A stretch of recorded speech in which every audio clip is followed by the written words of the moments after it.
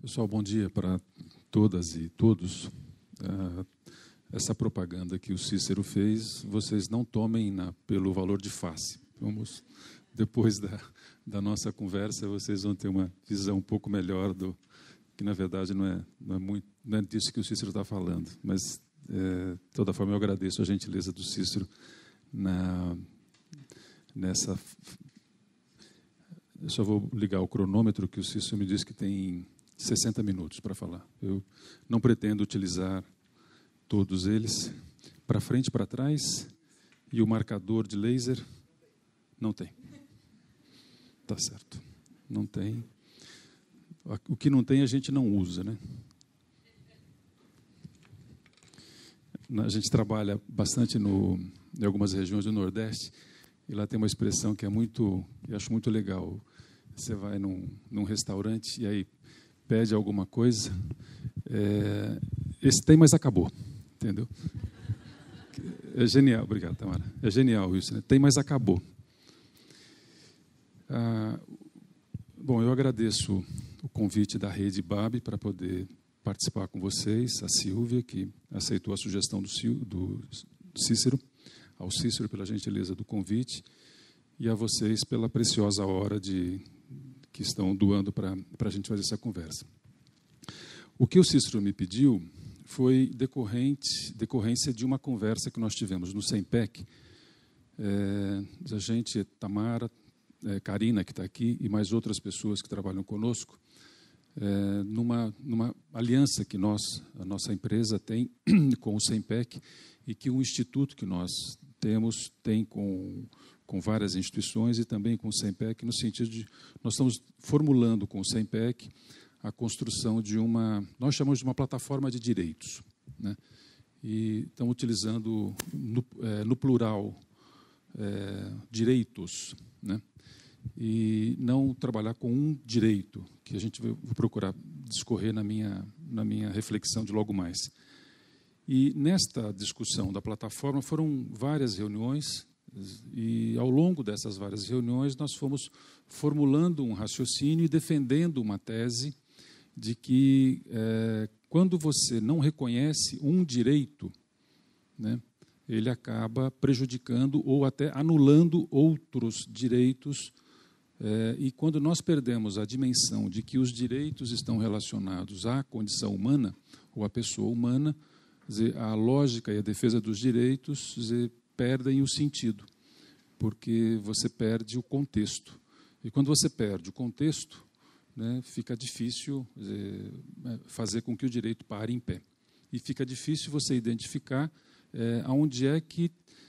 qual é o local que se endereça a reclamação ou a crítica ou a reivindicação para a garantia do direito. Então, o que nós estamos discutindo com o SEMPEC, e o Cícero é o nosso interlocutor dessa discussão lá, é que há necessidade de construir um ambiente que nós chamamos de plataforma, e esta plataforma ela organiza uma reflexão sobre os direitos, a natureza, a condição dos direitos.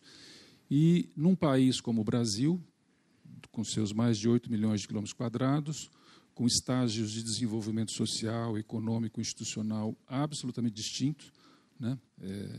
Como é que a gente faz para garantir que aquilo que está representado na Constituição ou regulamentado numa lei infraconstitucional, depois, mais que regulamentado, refinado num decreto, numa portaria, numa resolução de um conselho A, B, C ou D, eles possam ser garantidos para todas aquelas pessoas investidas na condição humana, cidadãs brasileiras, que esse direito é o mesmo que nós concebimos lá em 1988 na Constituição.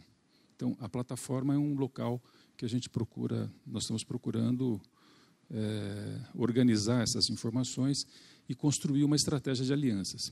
É nesse ambiente dessa reflexão que o Cícero achou que a gente poderia contribuir com vocês. Então, por isso eu agradeço novamente o Cícero por isso.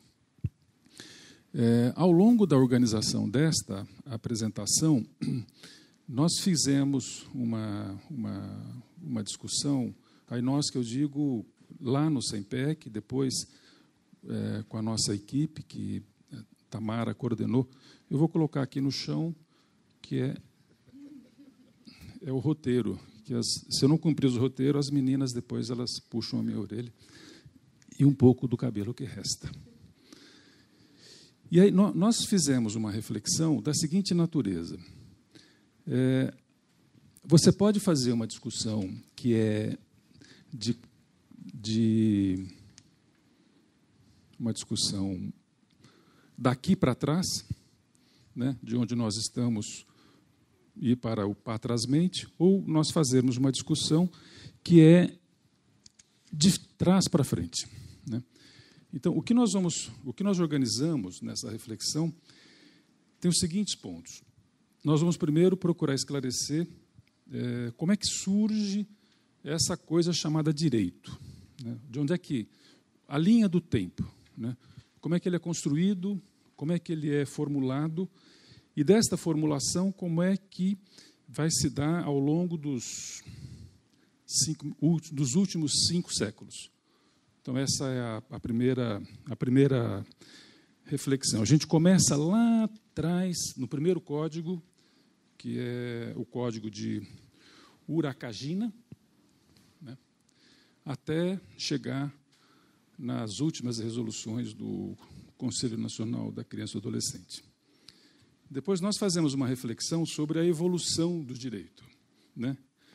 E vamos pegar 2 exemplos para a gente quantificar e qualificar, que é o direito ao sufrágio, voto, e o direito à liberdade de trabalho, ou seja, a negação da escravidão, que era um direito, né, consolidado em muitos estados, em muitos países, e como é que isso deixou de ser um direito de alguns e passou a ser um direito de todos, a não escravidão.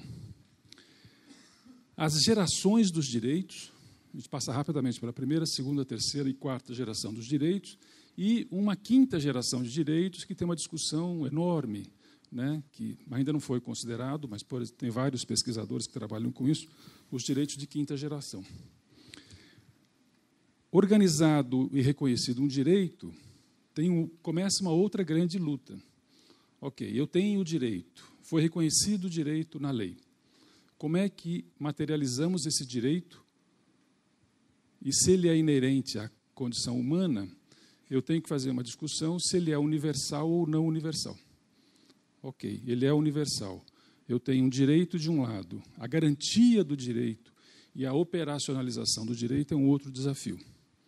No Brasil, a gente vê isso cotidianamente. E é nesse ambiente que surgem muitas instituições não governamentais que lutam para viabilizar a garantia do direito. Então, nós vamos falar sobre a garantia dos direitos, em particular a garantia dos direitos no Brasil, a Constituição, os direitos previstos ali na Constituição, especialmente 3 linhas de direitos, os fundamentais, os sociais e os direitos políticos, e, por fim,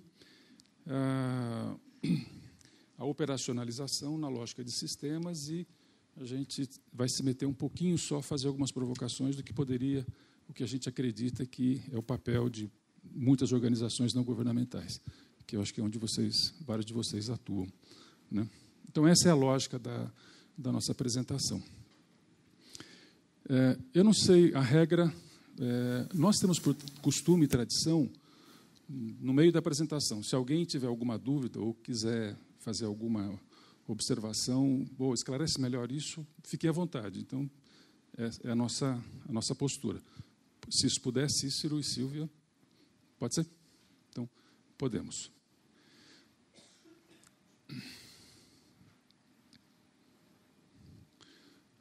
Agora foi. A primeira reflexão que a gente faz é a lógica do que a gente caracterizar o que é direito, né? Nas próximas lâminas, nós vamos ter uma discussão sobre a constituição desses direitos, né? E hoje nós usamos com muita facilidade a gente fala, escreve e a gente defende direitos.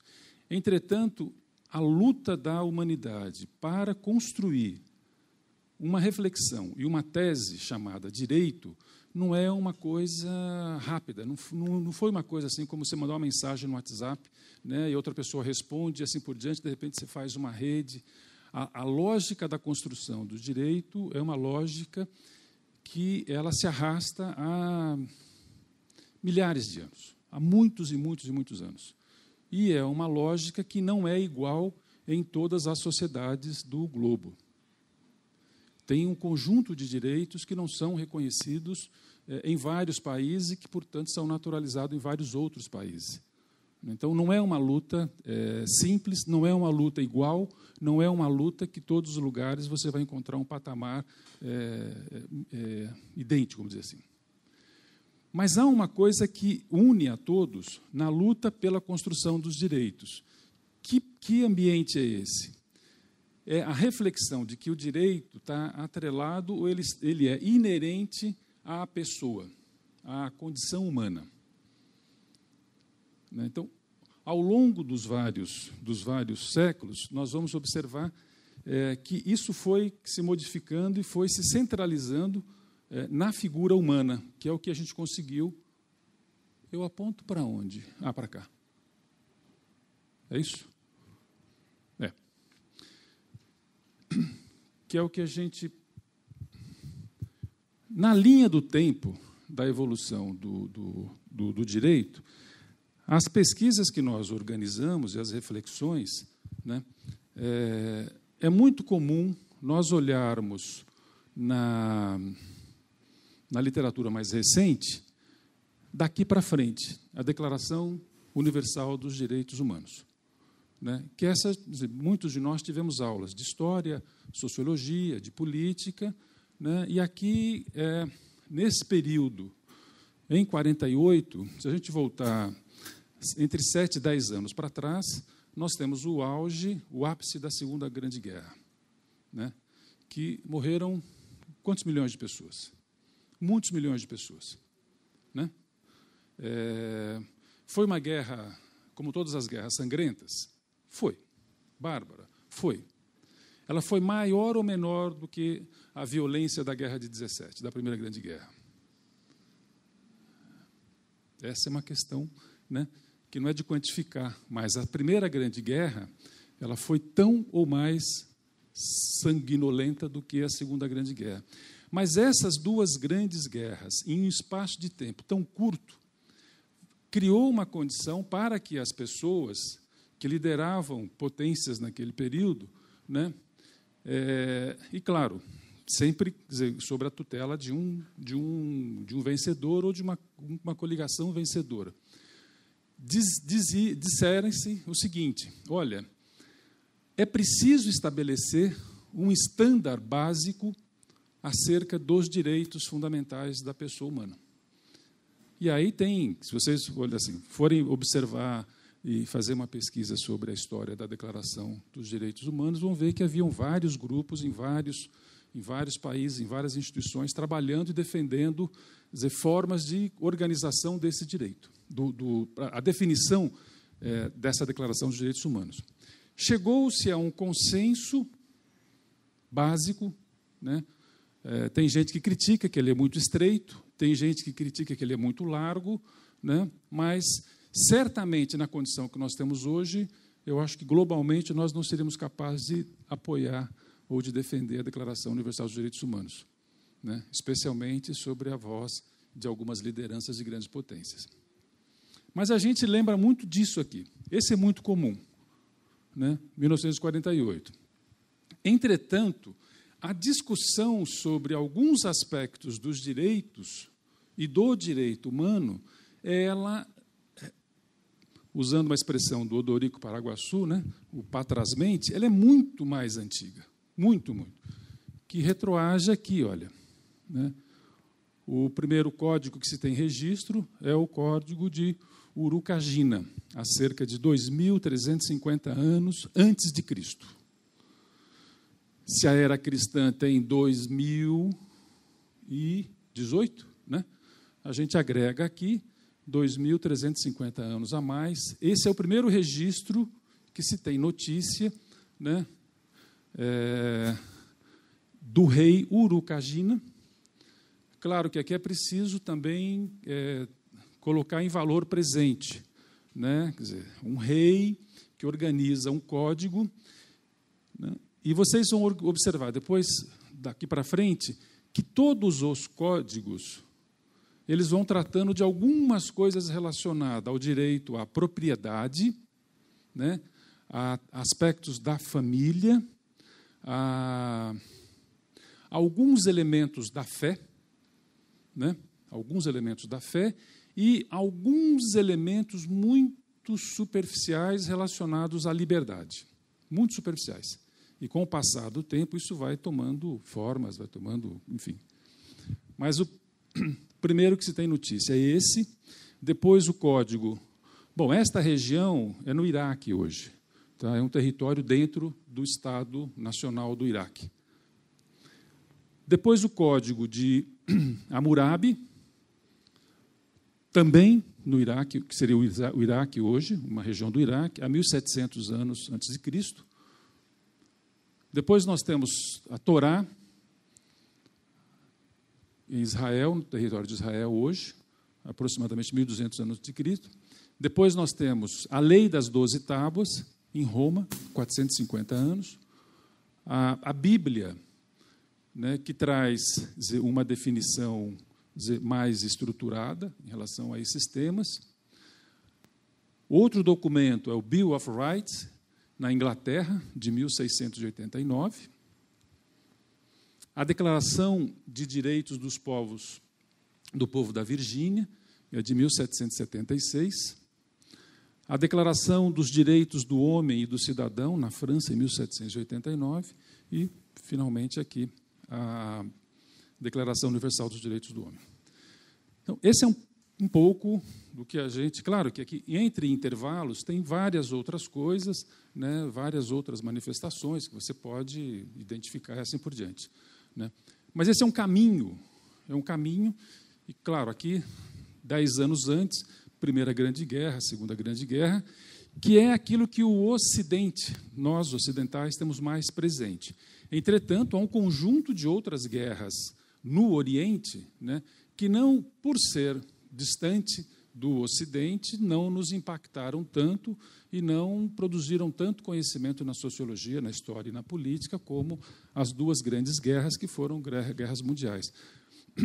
Mas se a gente volta no tempo e vai pegar uma linha de conflitos bélicos e de guerras, há guerras nos vários continentes, né, que, de uma certa forma, tudo isso vai convergindo para a organização de uma carta que fosse um ambiente, um documento internacional aceitável por todos os países, né, é a Declaração Universal dos Direitos Humanos. E o percurso é mais ou menos isso. Por que é importante a gente tratar da Declaração Universal dos Direitos do Homem? Porque ela influenciou fortemente o pensamento da humanidade em relação à organização de uma figura que nós temos, de uma certa forma, um bocado de dificuldade de entender o papel no cotidiano, que é o papel do Estado, ou o papel dos Estados, né? Então, é a declaração que ela organiza, de uma certa forma, e ela estabelece diretrizes de como deveriam funcionar os Estados. E aí os Estados têm uma estrutura, né? E aí, só ir e voltar um pouco, né? Quer dizer, nós estamos hoje, na imensa maioria dos Estados nacionais, sobre a égide do que a gente costumou chamar de um Estado moderno. Um Estado moderno onde há uma separação nítida entre o soberano e Deus, portanto, a religião, e a organização de uma forma de funcionamento que se dá por meio dos três poderes. E aí um fiscaliza o outro, que fiscaliza um, que todo mundo deveria fiscalizar, em alguns lugares não fiscaliza muito, né? Mas, enfim, o Estado moderno é o executivo, o legislativo e o judiciário. Todos os três poderes autônomos, nos termos de uma Constituição que funda o Estado, que garante a existência da nação. E aí é importante não confundir que nação é uma coisa, Estado é outra coisa, que o Estado está a serviço da nação, e a nação é a expressão dos interesses, dos desejos, das vontades de soberania de um povo, né? De um povo e não de uma nacionalidade, então tem uma outra discussão. E o Estado é uma ferramenta da nação para prevalecer e fazer funcionar os seus direitos. Então, na Declaração Universal dos Direitos Humanos é que estabelece essas diretrizes de como deveria funcionar o Estado moderno, né? E o Brasil é, sob essa lógica, um Estado moderno, né? Então, e aí, nessa estrutura do Estado moderno, é que vem a organização do funcionamento para o reconhecimento do direito e a operacionalização desse direito. Então, vou pegar 2 exemplos aqui que nós selecionamos, olha. Sufrágio, que é o voto, e escravidão. Em Atenas, há 5.000 anos antes de Cristo, o que a gente tinha? 1/5 da população votava. É a referência mais antiga de voto. 1/5 da população costuma dar 20%, né? Somente 20% votava. Mulheres vão votar na França em 1792. O Brasil vai votar, as mulheres têm o direito ao voto em 1932. Uma pequena diferença de alguns séculos, né? O sufrágio universal masculino, universal, implica que não tem diferença relacionada à renda e à escolarização. Se sabe ler ou se não sabe escrever. Ele é universal, todos podem votar. Tá? Na Libéria, no continente africano, em 1839. Né? E é muito... Aí, o primeiro país a estabelecer o sufrágio universal foi a Nova Zelândia, em 1893. Aqui, o sufrágio universal masculino é 1839. Só os homens podiam votar. A Nova Zelândia universaliza o voto em 1893. Em 1920, os Estados Unidos estende o voto às mulheres, porque antes era somente os homens que votavam. O Brasil adota, em 1932, permite o voto feminino. Em 1965, abolição das leis raciais eleitorais nos Estados Unidos, né? E o sufrágio universal no Brasil, ele é muito recente, muito, muito recente, apenas a partir de 1988 para cá. Então, na nossa memória do povo brasileiro, o voto universal é uma coisa, é uma poeira histórica. É muito pouco tempo, né? Muito pouco tempo que nós temos de eleição livre e voto universal. Voto universal, vota negro, vota branco, vota mameluco, vota índio, vota quem sabe ler, quem tem título de doutorado, quem não tem, né? Nesse sentido. Então, a nossa história é muito recente. É um direito constitucional. Está na Constituição. Antes não estava. Tá? Então, o direito ele pode ser reconhecido por um conjunto de pessoas, mas ele somente será reconhecido pelo Estado, aquela estrutura que nós falamos, na medida em que as pessoas que comandam o Estado atribuem a esse Estado a competência para operacionalizar e para garantir esse direito. Essa é a nossa luta em relação aos direitos. Escravidão. É um monstro que se arrasta desde mais de muito tempo. Muito, muito, muito, muito tempo. Na Antiguidade, as primeiras versões da Bíblia tratam de uma regulamentação em relação à escravidão, nesse período, né? E aí, naturalmente, vocês que são estudiosos da Bíblia, né, sabem identificar isso, né, a evolução e a mudança que teve nesse período. O Império Bizantino, em 533, né, ele baixa normas regulando a escravidão. O Code Noir, na França, em 1685, quer dizer, estabelece regras para o funcionamento das colônias francesas. Portugal proíbe a escravidão em 1761. Vamos combinar que isso aqui, na verdade, não era vontade de Portugal, e sim da coroa inglesa, né? Porque nós só libertamos os escravos aqui bem mais para frente, a gente vai ver lá, né? A Espanha regulamenta a escravidão nas suas colônias em 1789. Então, era assim, a matriz não tem escravidão, mas as colônias têm escravidão. Ok? E tinha regulamentado, tinha um código, ou seja, né? No Brasil, a Eusébio de Queiroz proíbe a entrada de escravos em 1850. Em 1888, é abolida a escravidão no Brasil. Então, a gente, assim, nós somos bastante tolerantes, né? A gente primeiro proíbe a entrada de escravos, depois a gente garante que a lei do ventre livre, depois a lei do sexagenário e, por fim, liberta-se os escravos. E aí, vamos ver onde é que os escravos foram depois de libertos, né? E o último país a abolir a escravidão, que se tem notícias, foi a Mauritânia, em 1981, pouquíssimo tempo atrás, né? Então, o que nós temos aqui? A escravidão. Com o passar do tempo, como é que a lógica do direito vai se mudando?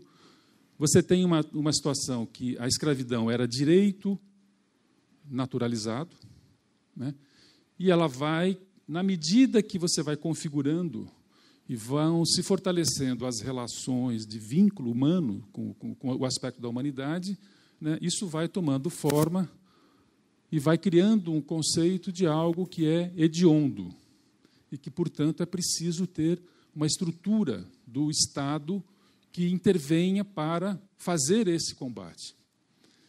E, a partir do instante que ele é considerado algo hediondo e que vira na Constituição de que isso está efetivamente proibido, o Estado passa a ser empoderado para utilizar toda a sua estrutura dos três poderes, executivo, legislativo e judiciário, para enfrentar e combater o problema.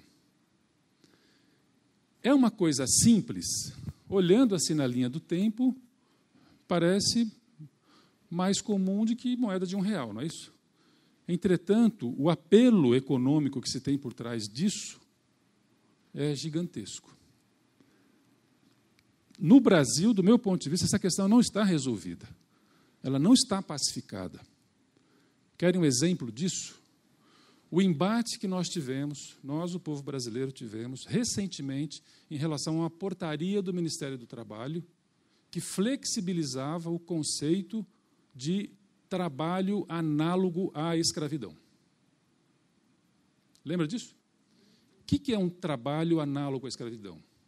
Você nega o direito à jornada de 8 horas, você nega o direito de descanso semanal remunerado, você nega o direito ao equipamento de segurança, aos EPIs, você nega a condição de habitabilidade no alojamento, você nega o direito da família visitar, de eu entrar e sair do ambiente do trabalho, nega uma remuneração adequada, você obriga o vínculo de dependência entre o contratante e o contratado, que não é vínculo de dependência, é subordinação. Eu, para almoçar no local de trabalho, pago R$32, mas a minha remuneração é de R$38 por dia. Ora, pois, aí eu tenho que comprar a ferramenta de trabalho, que vai custar mais R$5, 32 mais 5 costuma dar 37. Me sobrou R$3, mas eu, para chegar lá, eu não pago menos do que R$10 por dia. Ou seja, eu aplico toda a minha força de trabalho e vou ficar devendo para esse contratante. E aí, o que o Ministério do Trabalho faz? Ele flexibiliza. Se isso não é uma condição análoga à escravidão, eu estou falando do que é escravidão. Só porque não tem a chibata, não tem o pelourinho, entendeu? Isso. Então, só para vocês terem uma ideia do embate que nós estamos falando em relação à noção do direito. Não tem mais dúvida que a condição de escravidão está abolida, está proibido. Está proibida. A legislação proíbe. Entretanto, há um embate econômico, porque qual é o embate econômico? As propriedades cujo ambiente de trabalho forem caracterizadas como mantenedoras de condição análoga à escravidão, estão sujeitos à expropriação. Não é desapropriação, é expropriação. Então, essa coisa da leitura ao longo do tempo, né, é para a gente entender como é importante fazer a reflexão para entender o direito, garantir o direito na lei e depois operacionalizar o direito. Tem um trabalho que não é pequeno, não. Ele é bastante grande. Volto para as questões mais gerais em relação aos direitos, né? Vocês vão identificar ao longo das reflexões, os direitos são marcados por gerações. Vamos dizer assim. Os direitos de primeira geração, eles estão relacionados à liberdade, aos direitos civis e aos direitos políticos. Votar e ser votado, relação de casamento, propriedade, o direito de ter uma religião A, B, C ou D, assim por diante. Ele vem aqui no final do século XVIII. Né? Muito recente, portanto, na história nossa. Muito, muito recente. No final do século XVIII, nós estamos falando aqui dos anos de 1700 para 1800. Né? Depois, os direitos de segunda geração já é aqui, século XX. Século XX é, assim, nossos avós.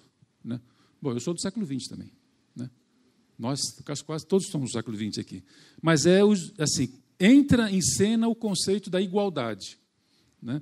Que é a garantia de direitos sociais. A igualdade de poder ir para a escola, a igualdade relacionada à alimentação, a igualdade relacionada à habitação, a igualdade de direito à cultura, à recreação, ao lazer, assim por diante. Né? E aí nós vamos ver que é um pouco relativo o conceito de igualdade. Né? Porque se pegar a igualdade entre marido e mulher, né? A mulher trabalha, às vezes, fora, muitas vezes fora, e trabalha bastante, recebe menos que os homens, normalmente. Né? Então, portanto, você tem uma régua de igualdade desigual. Volta para casa, tem que fazer a comida, cuidar das crianças, lavar roupa e assim por diante. Né? Então, é assim, os conceitos a gente vai conquistando no verbo, entretanto, na forma, na operação, não é bem assim. Né? Então, nós temos a luta pela igualdade de direitos, ela é constante, ela é diária, ela é de manhã, de tarde, de noite. É uma luta de intolerância à não igualdade. Né? Mas, enfim, mais para frente isso. Segunda geração. Terceira geração são considerados os direitos difusos e coletivos, né? Que eles começam aqui a partir da Declaração Universal dos Direitos Humanos. O que vem a ser isso? Né? Os direitos difusos, imagina o seguinte, tem um tema muito presente no nosso dia hoje. A Constituição diz lá que todo mundo tem direitos iguais e acesso à educação. Infantil, creche pré-escola, ensino fundamental nos iniciais e finais, ensino médio e direito a aprender a ler e escrever. Entretanto, tem um conjunto de crianças que estão fora das creches. Então, nós temos uma polarização, de um conflito de direitos reconhecidos e não atendidos. Direito à educação, modalidade creche, educação infantil. A atribuição do Estado.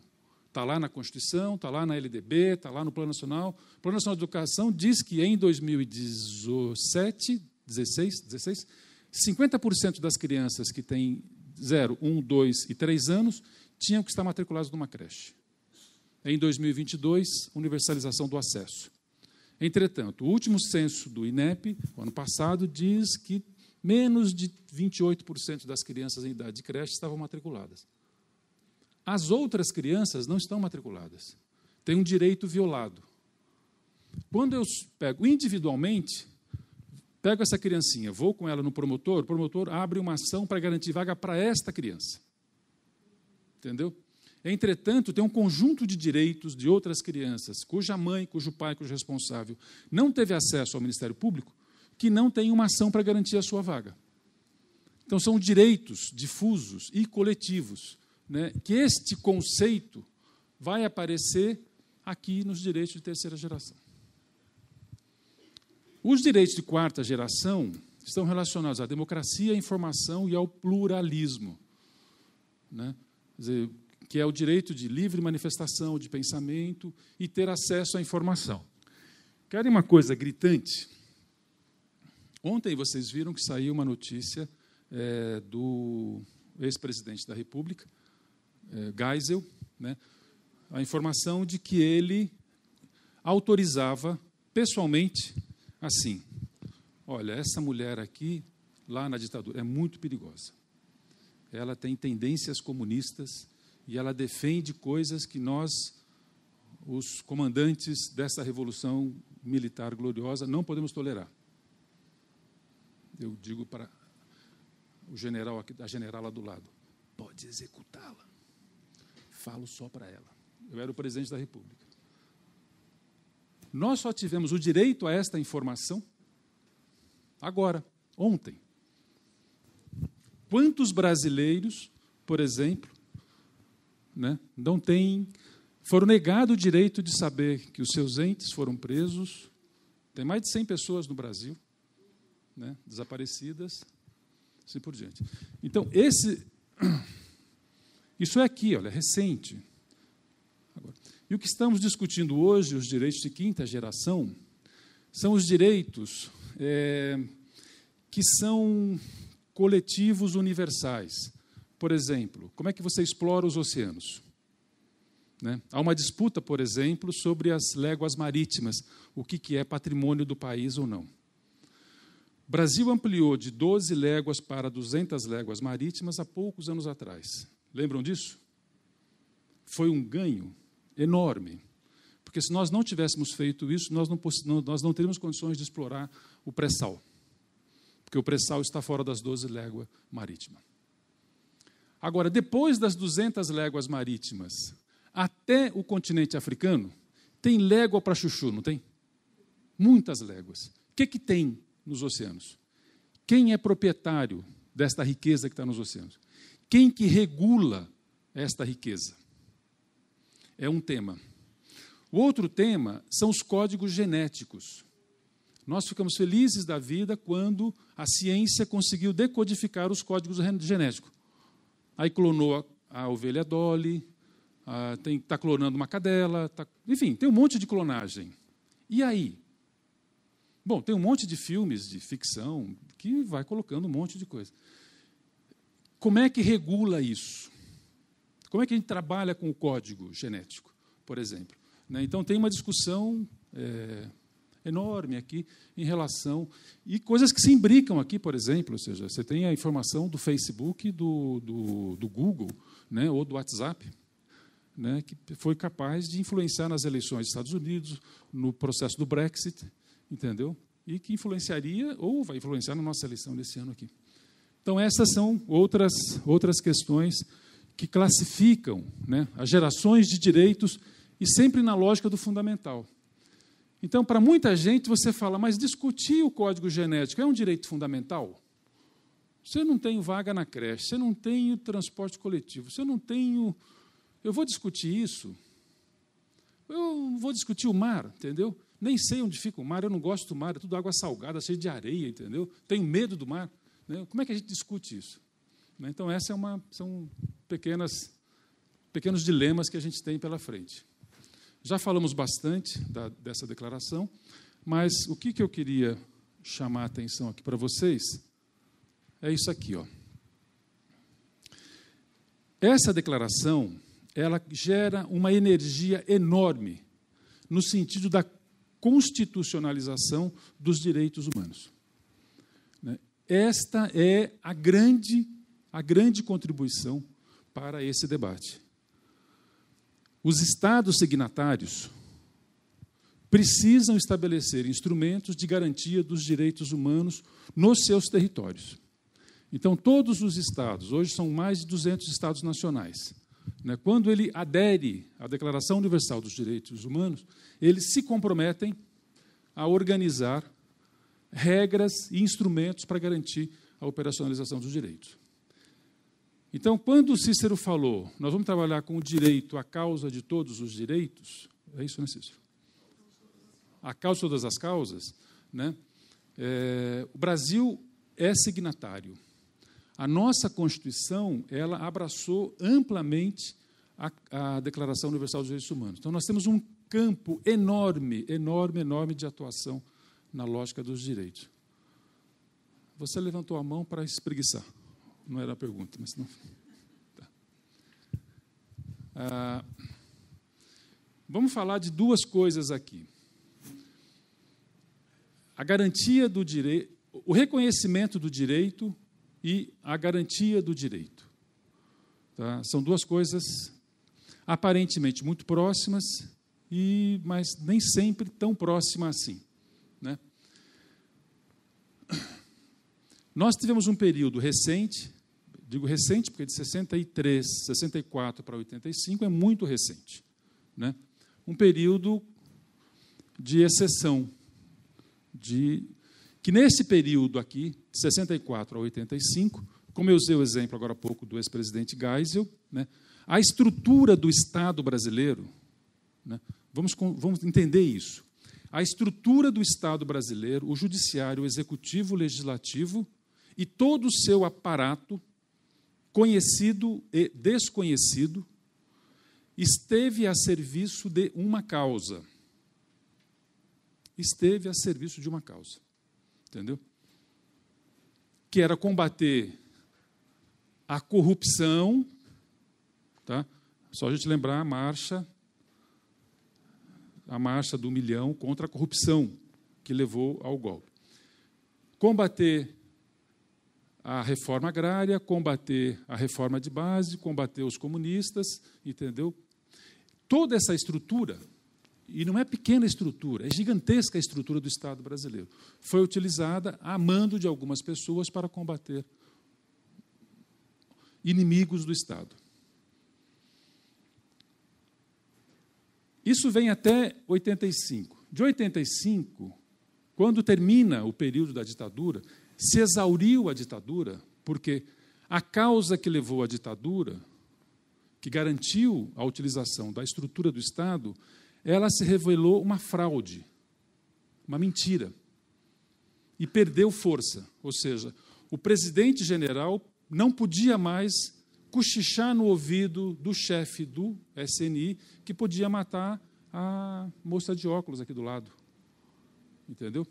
Por quê? A imprensa foi obrigada a divulgar que estava tendo mortes que não estavam relacionadas a doenças crônico-degenerativas e assim por diante.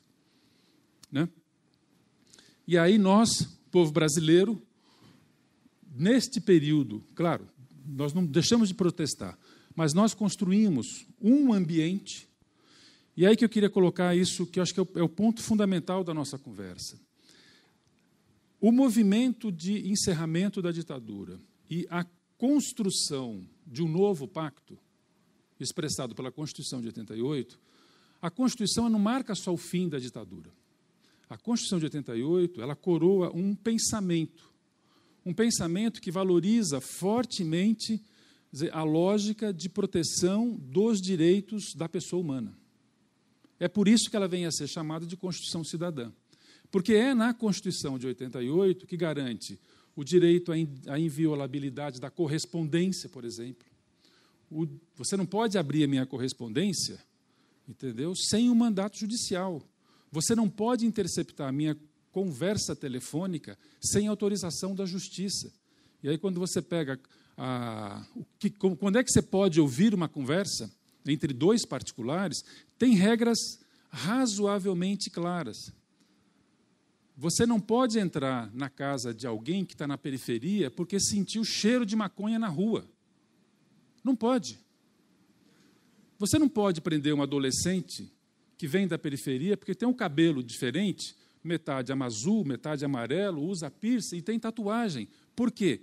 Tem uma aparência estranha, diferente do padrão. Não pode. Porque nós estamos no exercício da liberdade, entendeu? Da individualidade.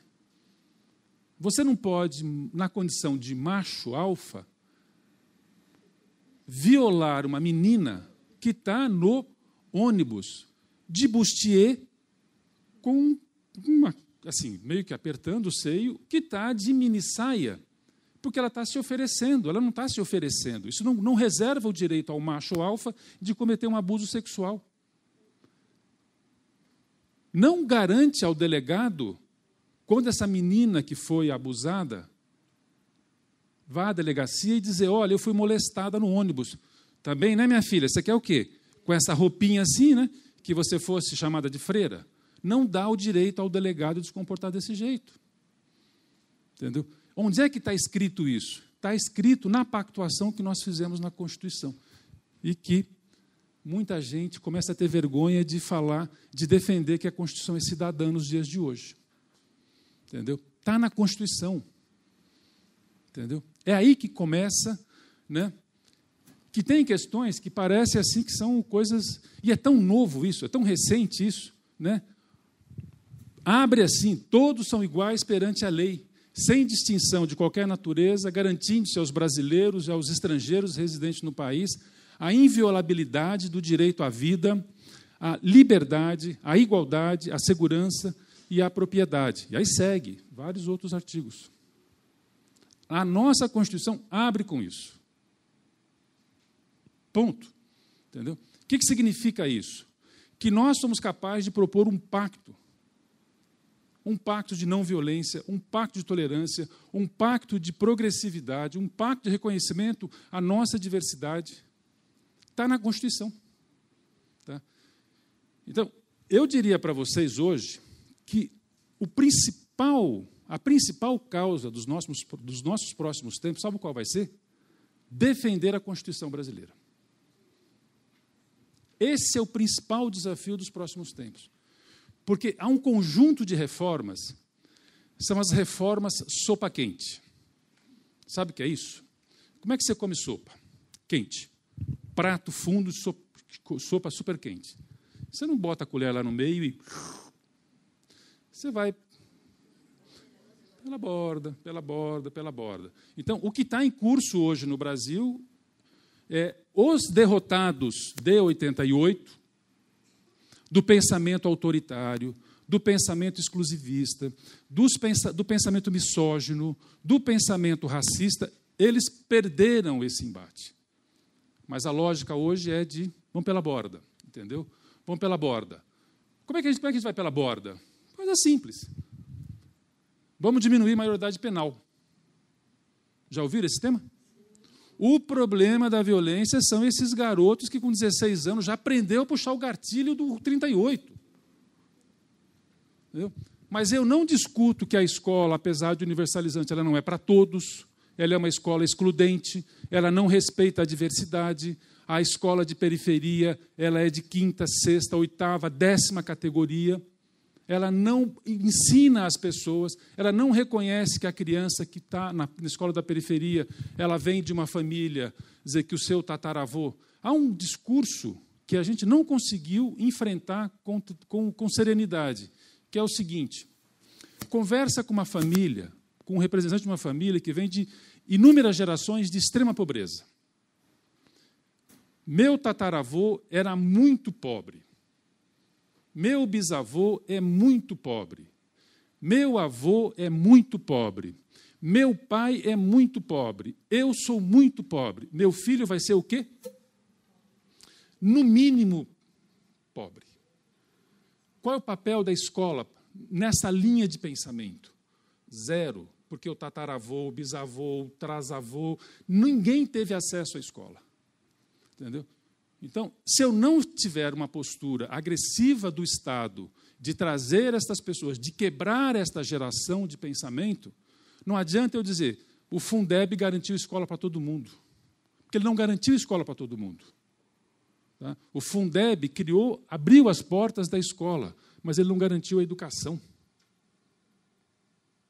Simples assim. Simples. Né? Então, a nossa Constituição, ela garantiu um conjunto de... E ela organizou em grandes áreas, olha, direitos e garantias fundamentais, direitos sociais e direitos políticos. Está organizado assim a nossa Constituição. Ninguém será submetido à tortura. Está na Constituição. Vocês garantem que nas delegacias de polícia desse Brasil afora ninguém é torturado? Liberdade de manifestação e do pensamento. Direito à crença e exercício de culto religioso. Liberdade de locomoção. Vamos na periferia. Não precisa ir longe, não. Periferia de São Paulo. Primeira economia do Brasil. São Paulo, não é? País rico, bonito, cheio de gente inteligente. Cheio de gente inteligente. Muito dinheiro, muito dinheiro. É aqui que produz a grande inteligência que roda essa máquina, essa locomotiva do Brasil. Os bandeirantes, né, se enxergam assim. Né? Eu sou paulista, tá? Então eu tenho o direito de falar de nós mesmos. Né? Quando você vai na periferia de São Paulo, no final de semana, e veja a quantidade de ônibus, de linhas de ônibus que vai para a periferia. O que acontece dia de trabalho, de domingo, de segunda a sexta. Veja a quantidade de linhas de ônibus no final de semana, sábado e domingo. Entendeu? O jovem da periferia, ele fica isolado, ele fica enclausurado na periferia. Porque não é assim uma distanciazinha, né? A Karina mora na Zona Leste. Pegar o extremo da Zona Leste até o centro de São Paulo, quantos quilômetros tem, Karina? Quantas horas? Melhor falar assim. 2 horas e meia, dependendo do trânsito. De ônibus. Metrô e ônibus. 2 horas, 2 horas e meia. Rapaz, 2 horas é tempo para chuchu. Né? A quantidade de linha de ônibus despenca. Onde é que estão os equipamentos culturais da cidade de São Paulo? No centro. Então, como é que eu garanto o acesso à cultura e o direito à liberdade de ir e vir se o equipamento está no centro e o transporte não tem no final de semana? Né? Aí, nós, moçada, sou jovem, né, organizo um pancadão. Por quê? Lá na periferia eu tenho o rapper, entendeu? Que está falando o que o rapper? Né? Não é o bossa nova. O rapper está enxergando a polícia que chega, como é que ela chega, entendeu? E faz o pancadão. Aí a gente, nós os bandeirantes, nós criminalizamos o pancadão. Porque é cheio daquela dança de rebolar, aquela dança das meninas de calça curta, aqueles caras mal encarados, né, com o cabelo assim meio diferente. Lá tem droga, entendeu? Lá tem uma música assim que é impossível de ouvir. Criminaliza. Então, assim, nós criminalizamos porque nós, gestores, nós criminalizamos porque a gente diminui o transporte. Nós orientamos ao longo das décadas que os equipamentos culturais fossem centralizados no centro da cidade e, no final de semana, a gente diminui o transporte. Ora, pois, o que vai acontecer na periferia no final de semana? Né? Direitos sociais. Direito à propriedade que atenda à função social. Isso aqui é outra coisa também, é função social. Entendeu? Quando você discute função social da propriedade... Entendeu? Quem tem propriedade que não... O tempo está acabando. 5 minutos. Que não atende à função social, esse cara saca a pistola e começa a dar tiro. Como assim? Eu não tenho direito a ter terra? A terra é minha, ela fica lá. O dia que eu quiser usar, eu uso. O dia que eu quiser vender, eu vendo. O prédio é meu. 30 andares. 10 apartamentos por andares. É meu. Meu. Eu tenho direito de fazer dele o que eu quiser fazer. Já ouviram isso? É um absurdo esse negócio de discutir função social da propriedade. Absurdo. Por exemplo, mas é isso, é o embate que nós temos. Né? Direitos sociais, educação, saúde, alimentação, trabalho, transporte, lazer, segurança, previdência, proteção à maternidade, à infância, assistência a desamparados. Está lá na Constituição. Direitos políticos. Sufrágio universal, voto direto e secreto, direito de ser candidato ou candidata a cargos eletivos, a todos os cargos eletivos. Né? Como tem só 5 minutos, está acabando também. Esta é a última parte aqui, que é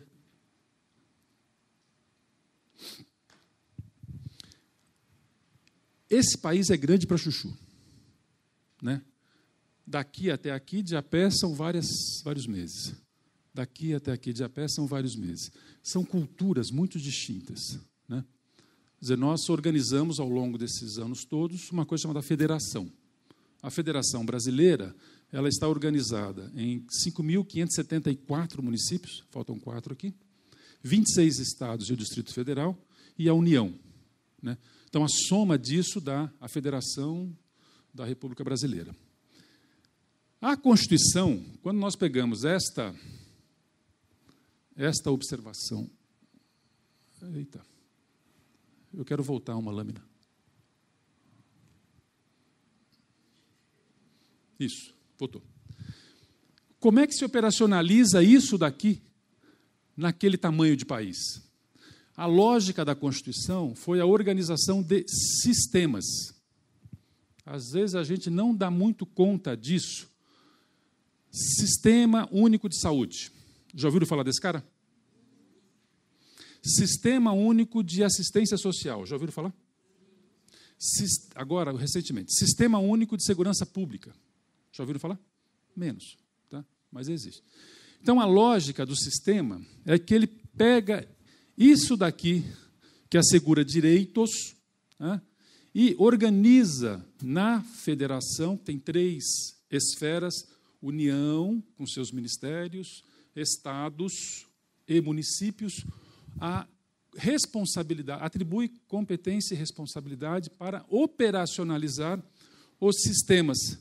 Então, quando a gente pega sistema de educação, a União tem uma competência, estados têm competência, município tem competência. Saúde, a União tem competência, estados e municípios. A lógica é de sistemas. Os sistemas se articulam na consolidação de políticas, na construção de uma coisa mais ampla, que a gente tem batalhado muito para fortalecer esse conceito, que é o sistema de garantia de direitos. O sistema de garantia de direitos é quando eu somo vários direitos garantidos por políticas públicas, de saúde, educação, ele se articula num grande entramado, onde eu identifico as responsabilidades da União, dos estados e dos municípios e construo uma leitura de que eu só garanto um direito se eu não desconsiderar os outros direitos.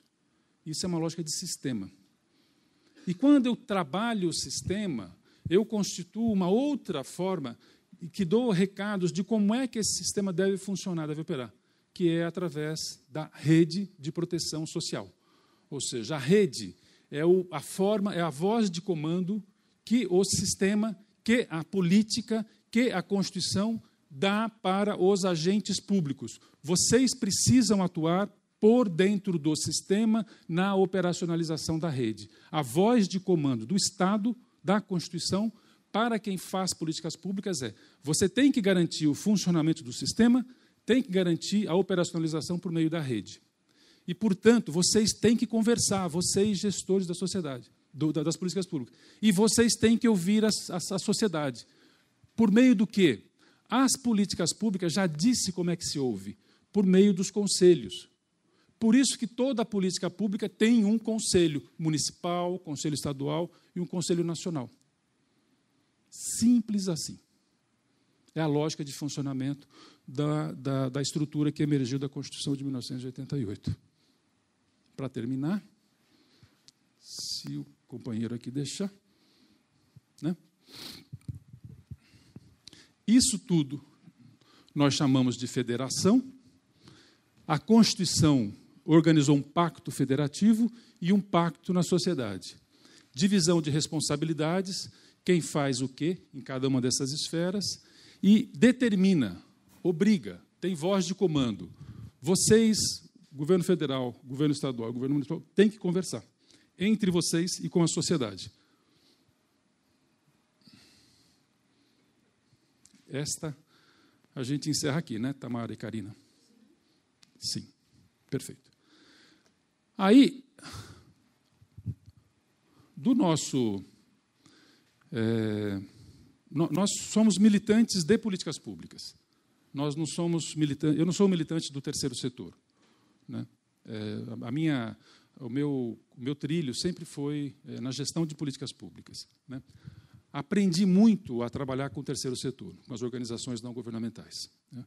Acho que nós vivemos hoje um período extremamente grave, onde tem uma tentativa de demonizar esse cara chamado Estado, de criminalizar o Estado e de, especialmente, criminalizar a política.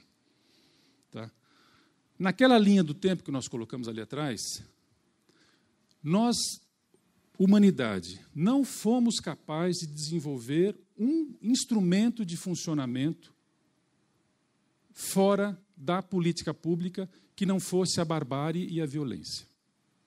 E fora da política. A gente não conseguiu até hoje. Pode ser que esteja em gestação aqui no Brasil, em vários lugares, alguma coisa que venha a substituir a política. A conversa, o entendimento, a pactuação, a negociação, entendeu? O debate, de repente, ou seja, o destempero verbal. Mas é no ambiente da política que se faz isso. Do parlamento, né, da organização de moradores, dos conselhos, das organizações não governamentais e assim por diante. Se eu demonizo o Estado, eu demonizo a política, e eu demonizo os políticos, eu preciso colocar alguma coisa no lugar. O que eu coloco no lugar que não me leva à barbárie dos tempos recentes? Da ditadura, da intolerância ao contraditório, da violação dos direitos individuais e coletivos. O que eu ponho no lugar? Quando eu criminalizo o movimento social, quando eu interdito o debate em relação às desigualdades, quando eu aumento a taxa de letalidade das balas de borracha que a polícia usa em vários lugares. Quando tem um pensamento que deseja ser único e hegemônico, que nega os conflitos. Quando eu digo que todos os políticos são, começa com F e termina com A. Todos. Eu não posso fazer isso sem ter algo para colocar no lugar. E uma coisa que nós aprendemos com o terceiro setor, né, é que o terceiro setor tem um papel fundamental, preponderante. Entendo que tem. Porque o terceiro setor pode trabalhar com uma ação que o Estado não pode por princípio. O terceiro setor pode trabalhar com uma causa. Uma causa. Vocês podem, do terceiro setor, fazer a ação apenas de uma causa. Seja qual for a causa que esteja previsto no lastro da legalidade, da constitucionalidade, dos direitos e assim por diante. Seja a causa da creche, seja a causa da profissionalização, seja a causa do apoiar a mãe que acompanha a criança com câncer no hospital, seja recuperação, enfim, pode trabalhar com uma causa. O terceiro setor pode trabalhar com uma única causa. O Estado não pode trabalhar com uma única causa. O terceiro setor pode dizer o seguinte: eu tenho capacidade para atender 30 criancinhas. 30. O prefeito não pode dizer que eu só posso fazer vaga para 30 criancinhas na cidade dele. Ele não pode. O governador não pode. O presidente da República não pode. Por quê? A lógica do Estado é da universalização do acesso segundo os termos da Constituição. Se eu, gestor da política pública do Estado, não posso garantir a universalização, eu preciso discutir no âmbito do sistema de garantia de direitos e da rede de proteção social, dizer o seguinte: meus amigos, os dinheiros que nós temos são tantos dinheiros. Para atender todos os direitos que o sistema de garantia diz e que a rede de proteção nos obriga, eu precisaria de mais dinheiros. Como é que a gente pode fazer? Ah, mas tem roubo, tem corrupção, tem obra que não é necessária. Vamos combater tudo isso? Vamos. Vamos usar o dinheiro para onde tem que usar? Vamos. Vamos aumentar a transparência? Vamos. Entendeu? Mas continua sendo o Estado. Ele não pode dizer, eu só vou atuar nesse campo. Né? Então, esse é um elemento que, para a gente, né, o terceiro setor, ele tem esse papel. Chamar a atenção das outras esferas para os problemas públicos por meio de campanhas e mobilização social. Posso interromper o trânsito, posso soltar balão, posso fazer um trem, entendeu? Para chamar a atenção. Pressionar outras esferas para garantia de direito. Exercer o controle social das atividades públicas e cobrar os e as políticas e os políticos eleitos sobre as promessas de campanha. Né? Atuar na oferta de serviços públicos a partir das diretrizes governamentais. Posso ir além disso? Posso ir além disso, entendeu? Olha, a Constituição diz isso, o marco legal diz isso, mas eu estou discutindo o direito de quinta geração, não estou mais discutindo. Eu, assim, posso organizar uma entidade que eu quero defender os direitos do mar além das 200 milhas, na costa brasileira. Eu quero, posso fazer isso, entendeu?